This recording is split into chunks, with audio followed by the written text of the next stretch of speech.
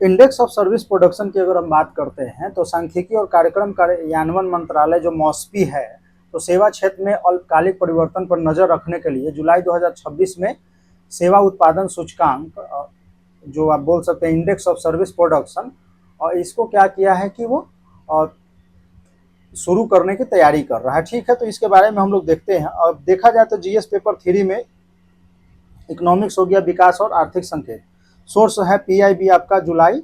ठीक है, देखिए कॉन्टेक्स्ट क्या है कि आर्थिक संकेतों का ऐतिहासिक सुधार करने की आवश्यकता है, तो मॉस्पी ने जुलाई 26 में अधिकारित आईएएस शुरू करने जा रहा है।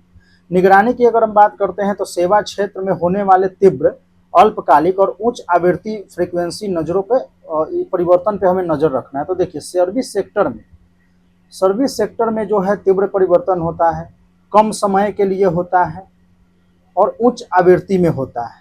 ठीक है, हाई इंटेंसिटी के साथ होता है, फ्रीक्वेंसी के साथ। तो इसका महत्व ये रहेगा कि भारत का जो जीवीए है वो 2013-14 में 50% से अधिक का योगदान देने वाले विशाल सेवा क्षेत्र की सटीक ट्रैकिंग करने की संभावना होगी। ठीक है, अब आईएसपी की हम बात करते हैं तो ये है क्या, इंडेक्स ऑफ सर्विस प्रोडक्शन क्या है। तो देखिए यह एक व्यापक आर्थिक अल्पकालिक संकेत है, macro economic short term indicator है, जिसे सेवा क्षेत्र वास्तविक मात्रा में होने वाले मासिक परिवर्तनों को मापने के लिए डिजाइन किया गया है। अगर हम इसमें अगर समतुल्यता की अगर हम बात करते हैं कि चलिए कहाँ गए हम लोग, हाँ, तो औद्योगिक क्षेत्र के उत्पादन को मापने के लिए औद्योगिक उत्पादन सूचकांक है आईआईपी। ठीक उसी तरह सेवा क्षेत्र के लिए हम आईएसपी का कार्य करेगा। आईएसपी जो है सेवा क्षेत्र के लिए कार्य, नोडल एजेंसी जो है वो मॉस्पी द्वारा किया जाएगा। कोर ऑब्जेक्टिव और उद्देश्य की अगर हम बात करते हैं तो यहाँ क्या है कि आईआईपी का जो पूरक देखा जाए तो आर्थिक रुझान के लिए विनिर्माण मैन्युफैक्चरिंग सेवाओं के लिए जो है उच्च आवृत्ति डेटा को जोड़ना, एविडेंस बेस्ड पॉलिसी यानी योजनाकारों, केंद्रीय बैंक, आरबीआई और नीति निर्माणों के समय पर डेटा प्रदान करना, ताकि आर्थिक पूर्वानुमान, व्यापार चक्र, इन सब का बिजनेस साइकिल एनालिसिस को हम बेहतर कर सके। मुख्य शक्ति की प्रभावी निगरानी देखा जाए तो आर्थिक नीति निर्माण में अब उपेक्षित या विलंब से मिलने वाली सेवा क्षेत्र में डेटा का अंतर है, उसको समाप्त करना है। ठीक, क्या होता है कि सेवा क्षेत्र में है तो अब ये है कि कम समय में चेंज हो जाता है हाई फ्रीक्वेंसी के साथ। ठीक है, तो समस्या यहाँ ये है कि अगर हम इसको 2 महीने 3 महीने पे अगर वो करते हैं और ये 1 महीने में ही अगर फ्लैक्चुएशन ज़्यादा है, तो इस वजह से क्या है कि आईएसपी से सही रहेगा कि इसके डेटा के बारे में जो है हम सही से और मैक्रो लेवल पे कर सकें।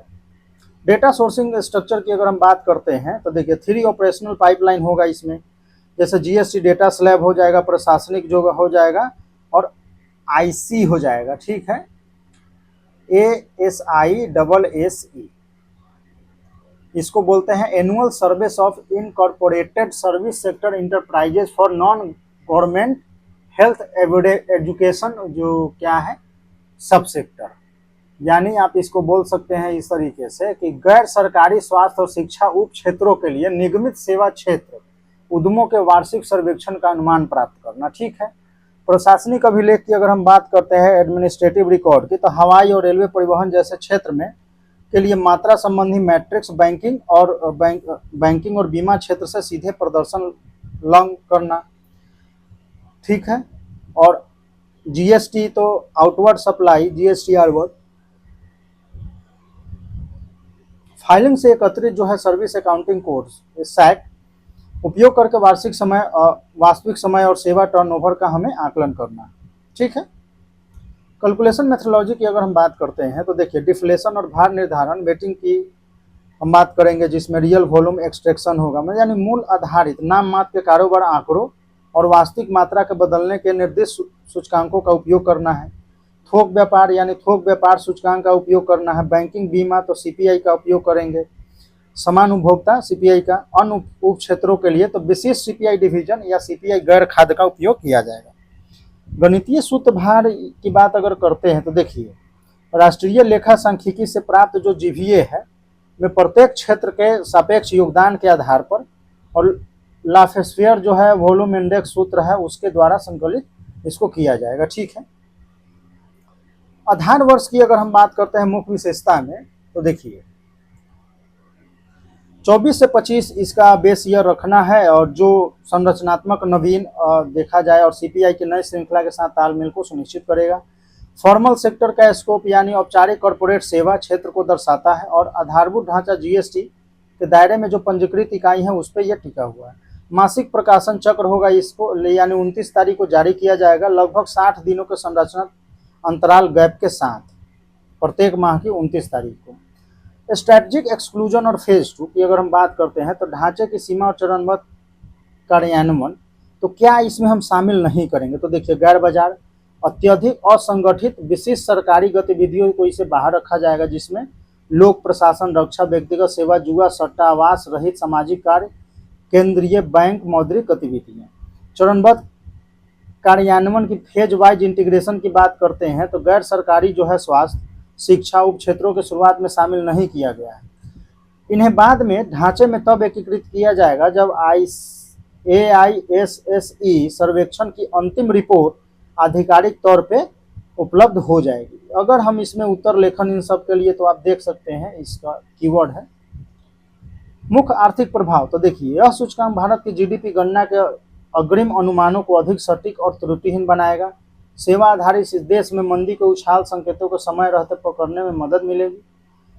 तो ये है, और इसमें जो है एक क्वेश्चन है प्री के फॉर्म में कि आईएसपी के संबंध में निम्नलिखित कथनों पर विचार करें। क्वेश्चन आप पढ़ लें, ठीक है, और यहाँ पर पॉज करके आप क्वेश्चन करेंगे। फर्स्ट इस क्वेश्चन को देखते हैं मुख्य। तो देखिए औद्योगिक उत्पादन सूचकांक आईआईपी के प्रतिरूप में सेवा उत्पादन सूचकांक हम आईएसपी का आगमन किया जा रहा है। भारतीय अर्थव्यवस्था के नीतिगत ढांचे में एक दीर्घकालिक डेटा गैप को पाटने का प्रयास है। इसके महत्व और डेटा सोर्सिंग संरचना का परीक्षण करते हुए विश्लेषण कीजिए कि यह सूचकांक साक्ष्य आधारित नीति निर्माण को कैसे सुदृढ़ करेगा। ठीक है, 10 मिनट। चलिए, तो ये है, आप प्री का भी ये क्वेश्चन है उसको आप ट्राई करेंगे।